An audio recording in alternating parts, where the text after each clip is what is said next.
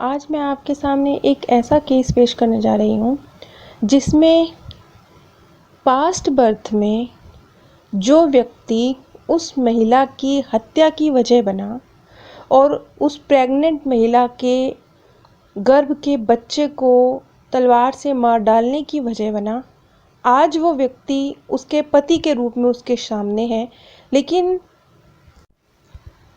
एक अच्छी happy married life होते हुए भी, शारीरिक रूप से दोनों पूरी तरह से फिट होते हुए भी ना संतान प्राप्त कर पा रहे हैं और उस महिला के मन में ये डर बैठा हुआ है कि ये व्यक्ति कभी भी उसे और उसके बच्चे को छोड़कर चला जाएगा, इसलिए वो अंतरात्मा से नहीं चाहती कि उसकी संतान हो। खैर, ये चीज़ तो आगे जाकर जैसे जैसे ये केस आगे बढ़ेगा स्पष्ट होगी। केस की शुरुआत में एमिली नाम की एक 30 साल की महिला, जिसने अपने आप को पूर्व जन्मों में एक जंगली कबीले की सदस्य के रूप में देखा और उसने देखा कि सन 1634 में एक भूकंप आया जिसमें उसकी मृत्यु हो गई। उसके पति ने उसे बचाने की बहुत कोशिशें करी, लेकिन फिर भी वो मौत के मुंह में समा गई। एक जंगली कबीले की सदस्य होने के नाते उसने एक मुश्किल जीवन जिया था और उसके इस कठिनाई भरे जीवन का अंत था।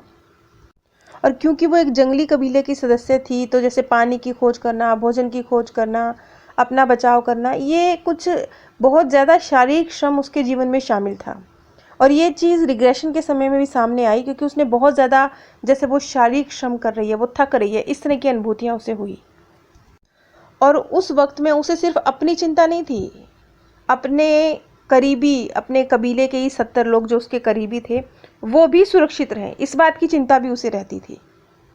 अब जो वर्तमान की एमिली थी, उसके मन में कहीं भूकंप ना आ जाए, कहीं मैं लिफ्ट में ना फंस जाऊं, कहीं मुझे जेल में ना डाल दिया जाए, इस तरह के बेसिर पैर की फजूल के वहम उसके अंदर थे। पास्ट बर्थ में उस जंगली कबीले की सदस्य जब वो थी, उस समय पे जो उसकी बहन थी, आज के बर्थ में वो उसकी बेटी थी। और जैसे उस वक्त वो अपनी बहन की फिक्र किया करती थी कि वो सुरक्षित रहे, वो आज अपनी बेटी की फिक्र किया करती थी कि वो सुरक्षित रहे। इसीलिए जब 9/11 का केस हुआ, तो उस घटना के बाद वो बहुत ज़्यादा सदमे में आ गई थी। जैसे कोई भीषण भूकंप आ जाता है तो इंसान बहुत दिनों तक सदमे में रहता है, इसी तरह से 9/11 की जो घटना हुई उसके बाद वो बहुत ज़्यादा सदमे में आ गई थी। और 9/11 की जो घटना हुई, उसका डर उसके मन में ऐसे बैठ गया था कि वो इतनी ज़्यादा बीमार हो गई कि उसने घर से बाहर निकलना भी बंद कर दिया। अब एमिली का जो केस था, ये जो एक बड़ी कार्यशाला थी, उसमें एमिली शामिल थी। उसी कार्यशाला में जोयसे नाम की भी एक महिला मौजूद थी जो ब्रायन विस से मिलने के लिए आई थी। जब एमिली की कहानी सामने आई तो उसके बाद जोयसे भी सुबकने लगी। आखिरकार ब्रायन विस को उससे पूछना पड़ा कि वो इतनी ज़्यादा क्यों अटैच महसूस कर रही है एमिली को अपने आप से, वो क्यों इतनी ज़्यादा इस चीज़ को अपने ऊपर ले रही है कि वो रो पड़ रही। तब जोयसे ने ये बताया कि 9/11 में जो कुछ भी हुआ था, वो सब कुछ एक दिन पहले 10 सितंबर को उसे एक सपना आया था और उस सपने में बहुत डिटेल में जो कुछ भी 9/11 को हुआ वो उसने बहुत डिटेल में अपने सपने में देखा। और उसने आगे बताया कि मैं नहीं जानती क्यों, लेकिन जब से वो इस सेशन में शामिल हुई थी, जब से वो इस कार्यशाला में शामिल हुई थी, तब से ही वो एमिली की तरफ खिंचाव महसूस कर रही थी। और जोयस से इससे पहले कभी एमिली से नहीं मिली थी, लेकिन ये जो 2 दिन की कार्यशाला थी, इसमें वो जानती भी नहीं थी एमिली को, लेकिन एमिली की तरफ उसका खिंचाव था और वो जैसे उसी के साथ साथ थी, उसी के पीछे बैठती थी, उसी के साथ साथ थी। लेकिन अब उसे समझ आ रहा था कि हो सकता है वो जो बहुत ज़्यादा खिंचाव एमिली की तरफ महसूस कर रही थी, शायद ये वजह हो सकती है कि जैसे एमिली घर से बाहर निकलने से भी 9/11 की घटना के बाद जैसे वो घर से बाहर निकलने से डरती थी, इसी तरह के डर जोयसे के मन में भी थे। खासतौर पे 9/11 की घटना होने के बाद तो कुछ ज़्यादा ही थे। वैसे तो जोयसे एक सक्सेसफुल बिजनेस वूमन थी, लेकिन जो कुछ भी 9/11 में हुआ उसके बाद उसके लिए न्यूयॉर्क से बाहर जाकर अब उसके जो लोकल उसके ऑफिस थे उनमें जाके काम करना उसके लिए मुश्किल हो रहा था। और क्योंकि वो घर से बाहर ही निकलने से डर रही थी, तो इस वजह से उसका जो बिजनेस है वो बहुत ज़्यादा प्रभावित हो रहा था। और शायद जॉय से जो एमिली की तरफ खिंचाव महसूस कर रही थी, वो कुछ उनकी प्रॉब्लम सिमिलर सी थी, इसलिए कर रही थी।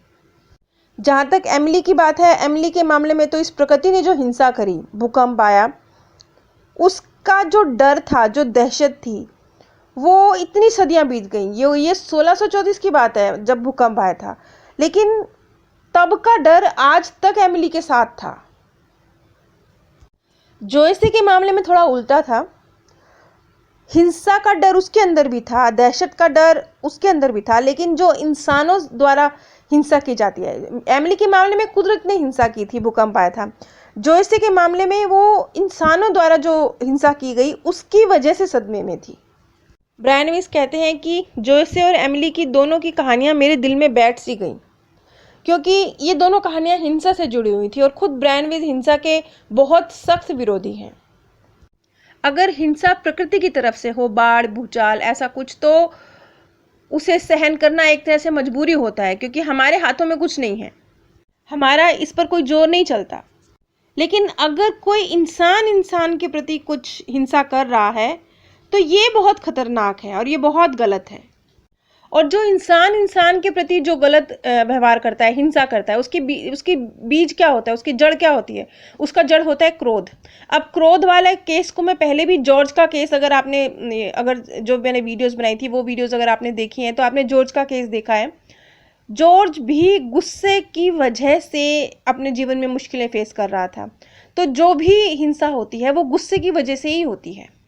और ज़्यादातर मामलों में ये देखा जाता है कि जो व्यक्ति बहुत ज़्यादा क्रोधी स्वभाव के होते हैं, उनके क्रोध का शिकार उनके करीबी लोग, उनके परिवार के लोग, उनके रिश्तेदार, उनके पड़ोसी, जो उनके करीबी हैं, वही लोग उनके क्रोध का शिकार बनते हैं। लेकिन चाहे हिंसा करने वाला हो, चाहे हिंसा सहने वाला हो। अब आप एमिली के केस में और जोयस के केस में देखेंगे कि ये लोग हिंसा सहने वालों की कैटेगरी में थे, लेकिन चाहे हिंसा करना हो, चाहे हिंसा सहना हो, ये दोनों ही मन के अंदर ऐसी छाप छोड़ जाते हैं कि अगर इन्हें उसी बर्थ में हील नहीं किया जाए, तो ये नेक्स्ट बर्थ तक साथ चलते हैं और इसके फिर दुष्परिणाम भुगतने पड़ते हैं। और इसी कार्यशाला में एमिली और जोयसे के अलावा एक और महिला मौजूद थी, जिसका नाम था राप्टा।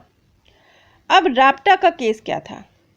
राप्टा अपने पति टॉम के कहने पर ही ब्रायन विस से मिलने के लिए आई थी। टॉम एक 38 साल का अकाउंटेंट था और वो बहुत सक्सेसफुल था अपने बिजनेस में। और राप्टा भी कम नहीं थी, वो भी टॉम से 6 साल छोटी थी और वो एक सफल महिला थी। उसकी एक बड़ी एयरलाइंस में वो वाइस प्रेसिडेंट थी। और राप्टा एक बहुत ही खूबसूरत औरत थी। उसका चेहरा बहुत खूबसूरत था, बाल घुंघराले, उसकी आंखें गहरे नीले रंग की थीं, उसके होंठ बहुत खूबसूरत थे। लेकिन राप्टा के मामले में दिक्कत ये थी, जो टॉम ने बताया उसके पति ने, कि उन्हें संतान प्राप्ति नहीं हो रही है। लेकिन जैसे ही टॉम एक जो ऊपरी जानकारी थी कि वो क्या उम्र है, कहाँ रहते हैं, क्या व्यवसाय करते हैं, ये एक सामान्य सी जानकारी देके कमरे से बाहर निकले, वैसे ही राप्टा बोल पड़ी, टॉम मुझे छोड़ देगा। लेकिन ब्रायन विस हैरान थे, क्योंकि टॉम तो उसे अपनी ज़िंदगी का मकसद बताता था। टॉम तो ये कहता था कि राप्टा उसके जीने की वजह है। और जब ब्रायन विस ने उससे पूछा कि तुम्हें ऐसा क्यों लगता है, तो राप्टा चुप हो गई, क्योंकि उसके पास इसकी कोई वजह नहीं थी। उसने कहा ऐसा कुछ नहीं हुआ है, लेकिन मुझे ऐसा लगता है। अब यहाँ पर ये 4 महिलाओं के केस हैं, एमिली, जॉयसे, राप्टा और एन। लेकिन इन चारों का केस हिंसा से जाकर जुड़ता है कि किस तरीके से वो असर डालती है और किस तरीके से वो उस व्यक्ति पर भी असर डालती है जो हिंसा करता है। नेक्स्ट बर्थ में किस तरीके से वो उनका पीछा होता है उनके कर्मों द्वारा, यहाँ पे इस चीज़ को डिटेल में बताया जाएगा। आगे के केस को हम डिटेल में अगली कड़ी में समझेंगे। नीचे डिस्क्रिप्शन बॉक्स में अमेज़ॉन का लिंक दिया गया है। अगर आप इस लिंक के माध्यम से कुछ भी परचेज़ करते हैं, तो बिना कोई आर्थिक नुकसान उठाए भी आप इस ज्ञान के प्रसार में सहयोग दे सकते हैं और लाखों लोगों के दिलों से निकलती दुआओं के हकदार बन सकते हैं। साथ ही नीचे डिस्क्रिप्शन बॉक्स में मेरे पहले चैनल पाथ ऑफ पीस का लिंक भी दिया गया है, जहां इस समय डेस्टिनी ऑफ सोल की सीरीज़ चल रही है। जिसमें जीवन के गहरे रहस्यों को समझने की कोशिश की गई है। अगर आप थोड़े मुश्किल ज्ञान को समझने के इच्छुक हैं तो आप प्लीज़ मेरे first channel path of peace पर एक बार ज़रूर विजिट कीजिए। आप सभी पे परमात्म सौंदर्य, प्रेम और आनंद सदैव बरसता रहे। आप सभी दिव्य परम धाम में स्थान प्राप्त करें। आज मैं आपके सामने एक ऐसा केस पेश करने जा रही हूँ जिसमें पास्ट बर्थ में जो व्यक्ति उस महिला की हत्या की वजह बना और उस प्रेग्नेंट महिला के गर्भ के बच्चे को तलवार से मार डालने की वजह बना, आज वो व्यक्ति उसके पति के रूप में उसके सामने है, लेकिन एक अच्छी